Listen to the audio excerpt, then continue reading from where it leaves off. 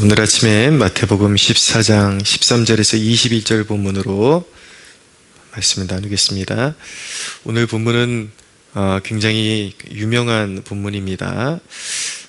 떡 5개와 물고기 2마리로 5,000명 먹이시는 오병이어의 기적을 담고 있습니다. 이 본문이 축약적으로 보여주는 메시지, 그것은 명확합니다. 하나님께서 우리를 가장 약한 자리에 세우시는 그 이유는 하나님의 강하심을 나타내시기 위해서 그렇게 하시는 것입니다. 주님은 우리의 필요를 정확히 하십니다. 모든 영적인 삶의 필요, 그것이 비단 물질적인 것뿐만 아니라 우리 삶의 어떤 필요한 능력들, 이런 모든 것들을 주님이 알고 계시고 예비하고 계십니다. 오늘 5,000명 먹이시는데, 수많은 그 무리들을 먹이시는데, 우리가 이 사건에 좀 주의해서 봐야 될 몇 가지 포인트가 있습니다. 첫째는 제자들이 이제 저녁이 가까이 왔고 무리는 수없이 많은데 더 굶주리기 전에 동네에 가서, 가까운 마을에 가서 각자 먹을 것을 사 먹게 하소서, 그렇게 요구를 하니까 예수님께서 16절에 말씀하시기를 갈 것 없다, 너희가 먹을 것을 주라 라고 말씀하십니다. 너희가 먹을 것을 주라. 아무것도 가지지 않은 제자들에게는 굉장히 당혹스러운 그런 요구였을 것입니다. 그러나 주님이 그렇게 말씀하실 때는 분명히 이유가 있겠죠. 큰 일을 감당하는 건 우리가 가진 능력에 있지 않고 너를 사용하기를 원한다 라고 말씀하시는 주님의 부르심에 있다라는 것을 우리에게 가르쳐주고 있는 것입니다. 여러분, 우리가 이제 영적인 사명을 감당하는 사람들인데, 그 영적인 사명이 모호한 그런 추상적인 세계에서 벌어지는 것이 아니라 우리가 살고 있는 현실적인 세계 안에서 벌어지고 있죠. 이제 우리가 믿는 자라면 우리가 감당해야 되는 모든 일들이 영적인 일이 되는 것입니다. 그러나 우리가 어떤 마음으로 그런 일들을 감당해야 되는가, 스스로 능력이 있다고 생각하는 자들은 번번이 실패하고 넘어질 것입니다. 그러나 내가 아무것도 가진 것 없어도 주님이 나를 통해서 이루실 일이 있기에 반드시 주님의 능력을 보게 될 것이라고 믿는 자는 반드시 주님을 통해서 그 놀라운 역사를 보게 될 것입니다. 17절에 보니까 제자들이 주님께 어떻게 반응했냐면, 여기 우리에게 있는 것은 떡 5개와 물고기 2마리 뿐이니이다 라고 그렇게 아뢰어드렸습니다.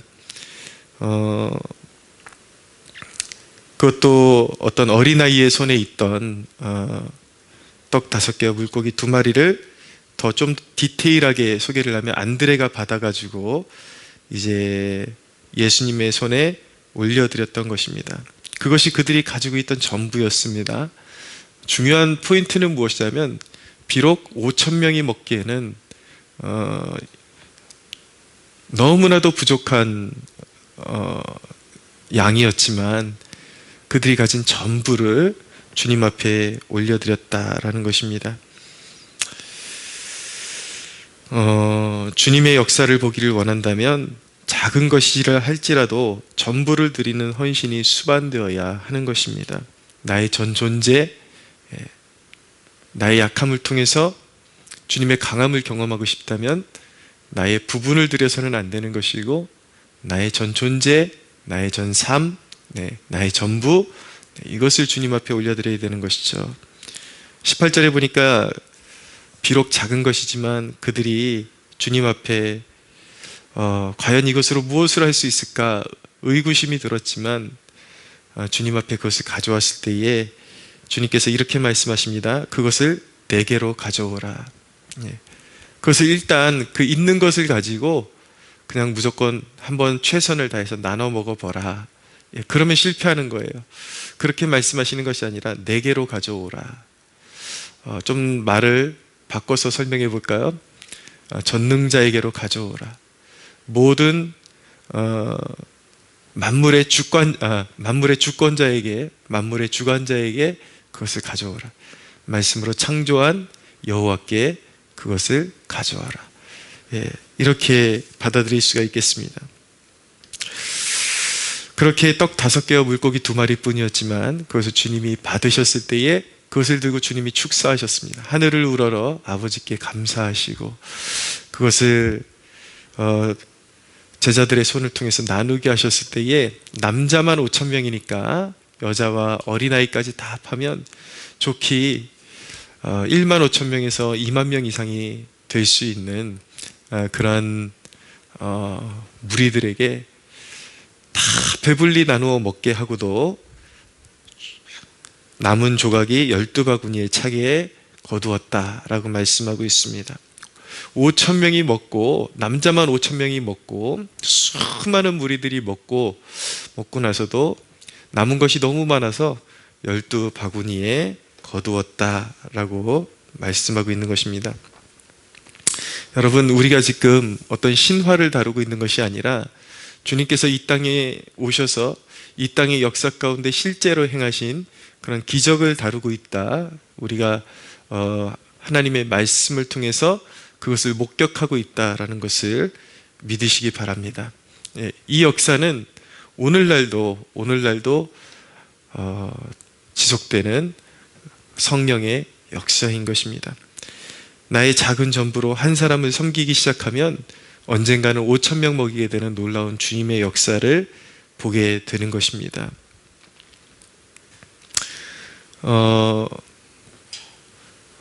예전에 이제 저희 그런 통장에 남은 잔고가 이제 한 달을 운영하기에는 너무나도 작은 액수가 이제 남아 있었습니다. 그것을 아껴도 이제 한 달 운영비가 안 되는 것이죠. 그렇게 이제 어려운 그런 상황에 봉착해 있었는데 부산에 있는 한 자매님으로부터 예전에 이제 우리 교회 그 지하교회 시절부터 그때 우리를 후원해 주었던 자매님이라서 그 자매님의 오빠가 이제 갑자기 하나님의 부르심을 받게 되어 가지고 좀 장례 예배 좀 인도해 주었으면 좋겠다 그런 소식이 와서 부득불 갈 수밖에 없는 상황이 되었습니다. 근데 우리가 가지고 있는 것이 부산이니까 또 이제 아직 그 숨이 남아 있을 때에 이 형제가 숨이 남아 있을 때 이렇게 우리가 내려가게 돼 가지고 부산을 2번을 왕복하게 되었어요. 어떻게 하다 보니까. 근데 우리가 가진 재정이 딱 거기 차비하고 기름 넣고 톨비하고 또 이제 부산에 가서 현지에 가서 이제 숙소를 찾아야 되니까 뭐 좋은 데도 아니고 그냥 그날 뭐 이렇게 예배 올라오는 땡처리 그런 호텔에 좀 묵고 나면은 이제 다 이제 소진되고 없을 만한 그런 액수를 가지고 있었습니다. 그래서 이제 아내와 상의하면서 우리 비록 가진 것 없지만 우리 자매님 그 오빠 장례식 우리가 최선을 다해서 섬기고 옵시다. 그렇게 대화를 나누고 기쁜 마음으로 그렇게 부산에 내려갔습니다. 하다 보니까 이렇게 좀 하나님 앞에 부르심 받는 그 시간이 조금 이렇게 연장이 돼가지고 우리가 계속 부산에 있을 수는 없으니까 올라왔더니 또 바로 이제 하나님 부르심 받았어요. 그래서 2번을 왕복하게 되니까 2번 왕복하고 이제 호텔 잡아서 이제 묵어야 되는 그런 문제가 있고 하다 보니까 이제 저희 재정이 완전히 이제 바닥이 나는 거죠. 거기다가 보통은 이제 그런 목회자가 그런 데 가서 이제 예배를 집도하고 섬기면 오히려 이제 사례를 받아갖고 오죠. 그러나 이 자매님한테는 우리가 이미 좀 빚진 것이 있기 때문에 우리가 오히려 부조금을 잘 이렇게 준비해가지고 드리고 그리고 예배를 잘 마치고 올라오는데 이 자매님이 정성스럽게 또 사례비를 이렇게 마련해서 주는 거예요. 근데 아니다. 우리가 이번만큼은 정말 섬기러 왔다고 그렇게 말씀드렸습니다. 사실 내심 우리가 이제 부산 거기 찍고 서울로 돌아오면은 이제 교회를 이제 운영할 수 있는 여력이 아무것도 없어가지고 내심 한편으로는 걱정도 있었지만 하나님이 분명히 역사하시고 이루어 주실 것이다라는 그 믿음 가지고 그 현장에서 주는 사례비를 거절하고 그러고 올라왔습니다. 올라왔는데 이제 뭐 걱정해봤자 뭐 하나 변할 건 없으니까 그냥 평안한 마음으로 하루하루 하나님께서 어떻게 역사하시겠지 그런 마음으로 살고 있었는데 그 일이 있은 한 2주 후에 이 자매님이 예전에 이제 저희를 후원해 줬던 그 계좌가 있었기 때문에 그냥 강권적으로 그냥 그달 필요한 그 거의 모든 재정을 그 자매가 너무 고마운 마음으로 그렇게 한꺼번에 채워졌던 그런 기억이 있습니다. 그래서 또 그 사건을 통해서 우리는 우리의 전부를 통해서 이제 그 자매를 섬기기를 원했고 실제로 그것을 실행을 했죠. 그냥 떠본 것이 아니라 거기에 모든 것을 쏟아 부었습니다. 부었는데 또 하나님께서 그 사건을 통해서 이 자매님의 마음을 감동하시고 또 후에 또 강권적으로 그냥 자신이 가만히 있을 수 없다라는 마음, 헌신의 마음을 불러일으키셔서 그달 필요했던 그 모든 것들을 거의 모든 것들을 채워지게 하시는 그 역사를 경험한 적이 있습니다. 이것은 하나의 우리에게 역사하셨던 그런 부스러기 같은 그런 사건을 한 조각을 말씀드린 것이고, 이제 개척교회가 그런 생존하는 그런 놀라운 비결에는 그런 재정적인 하나님의 그런 놀라운 역사, 떡 5개와 물고기 2마리로 5,000명 먹이시는 역사가 있기 때문에 개척교회가 존재할 수 있다라는 것을 이제 말씀드리고 싶은 것입니다. 혹시나 제 설교를 듣는 분들 가운데 간혹은 목회자들도 있더라고요. 목회자 후보생들이나 여러분들이 이후에 어떤 개척교회에 대한, 그래서 복음을 증거하고 자신의 삶을 헌신하기를 원하는 분들이 있다면 재정의 시험을 통과하지 않고는 개척교회를 보존할 수가 없습니다. 수많은 개척교회들이 세워지지만 모두가 우리와 같은 그런 은혜를 누리기를 원하지만 실상은 상당수가 문을 닫습니다. 거의 80-90%의 이유가 무엇이냐면 재정의 시험을 통과하지 못하기 때문에, 여러분들이 이 하나님의 재정의 원리를 알지 못하면 반드시 실패할 수밖에 없습니다. 그래서 하나님의 재정의 원리라는 것은 단순합니다. 우리가 가진 것이 얼마 없고 그것으로 한 달을 지탱하기에 너무나도 없기 때문에 그것을 꼬깃꼬깃 모아서 한 달을 생존하겠다 이러면 실패하는 것입니다. 하나님께서 분명히 어딘가를 보여주시는 곳이 있는데 도와야 되는 곳, 헌신해야 되는 곳, 특별히 보여주시는 선교지 이런 곳이 있는데 거기에 나의 전부를 흘려보내야 하나님께서 놀라운 또 5,000명 먹이시는 역사로 교회를 지탱하게 하시고 보존하게 하시고, 그 하나의 그런 어떤 테스트를 통과하게 되면은 오히려 작은 교회임에도 불구하고 더 많은 그런 선교지를 품고 또 미자립 교회나 어떤 우리가 도와야 될 산지들을 더 풍성하게 도울 수 있는 그러한 이제 기반이 세워지게 되는 것입니다. 비단 재정뿐이 아닙니다. 하나님께서 우리를 세우시는 모든 터전에서의 능력의 공급도 마찬가지인 것입니다. 찰스 스펄전 목사님의 신명기 강해에 보면은 마틴 루터에 관한 그런 이야기가 나오는데, 마틴 루터는 종교개혁자죠. 마틴 루터가 이제 95개 조항을 써서 로마 카톨릭에 저항하기 시작하면서 종교개혁에 이제 서막이 오르게 되었습니다. 이제 본격적인 서막을 말씀드리는 것입니다. 마틴 루터 이전에 이미 로마 카톨릭의 잘못된 그런 교리 그리고 관행에 저항하면서 종교개혁의 그런 어떤 시조 역할을 했던 사람은 존재하지만, 본격적으로 그런 어떤 종교개혁의 서막을 올린 사람이 바로 마틴 루터라고 말할 수가 있습니다. 이 사람이 보름스에 이제 카톨릭 회의에 소환이 되죠. 거기 가면 이제 화형을 당하고 죽게 되는 것입니다. 보름스에 들어갈 때에 그를 아는 사람들이 거기에 들어가지 말라고, 보나마나 죽게 된다 그러니까 마틴 루터가 했던 말이 무엇이냐면, 그 도시에 있는 모든 집들에 올려져 있는 기왓장만큼이나 숫자만큼이나 악귀들이 그곳에 가득하고 자기를 헤아려 할지라도 자기는 전능하신 하나님의 능력을 의지해서 들어갈 것이라고 그렇게 이야기하고 들어가서 당당하게 그 공회에 서게 됩니다. 그 공회로부터 요구받은 것은 무엇이었냐면, 너의 그 로마 카톨릭을 대항하는 그런 모든 조항들을 철회하라 라고 그렇게 요구를 받죠. 강압을 받죠. 루터가 주안점을 두고 싸웠던 내용이 무엇입니까? 면죄부에 대한 부정.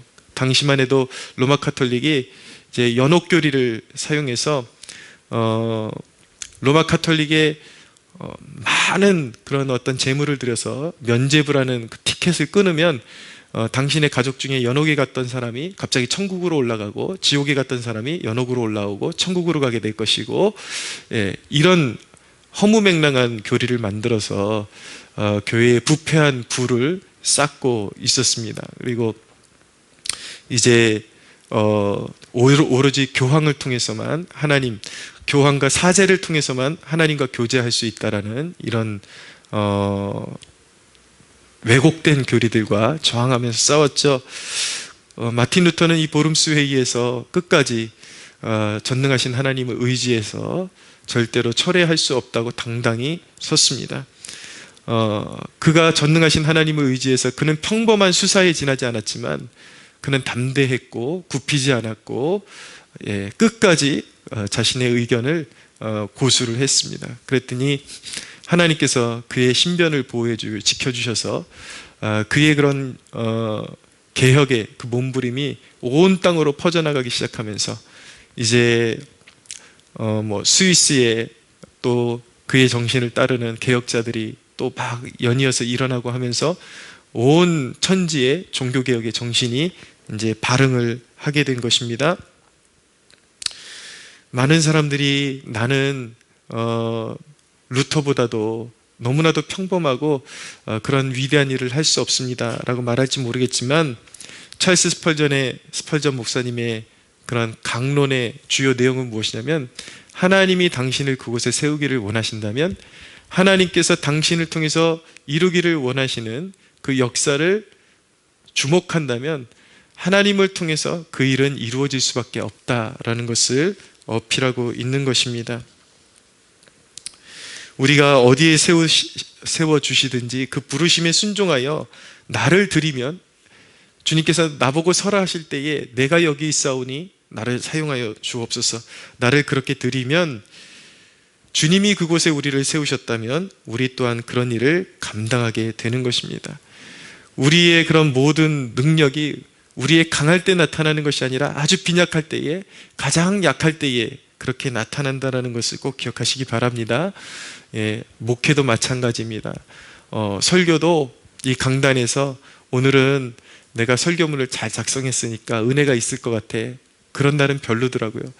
그런데 토요일 날 설교를 준비하고 달달 외우고, 그런데도 뭔가 풀리지 않고 깨름직하고 뭔가 너무 약해가지고 하나님 앞에 나아가서 간절히 무릎 꿇고 기도하고 또 기도하고, 그랬던 그 주일은 정말 제가 준비했던 설교문이 어떤 글을 쓰는 원리에 입각해서 봤을 때 너무 형편없고 조약한 그런 것에 불과할지라도, 그날 하나님의 성령의 임재가 충만하게 나타나고 성도들이 은혜 받고 그런 역사들이 일어나는 것을 보게 됩니다.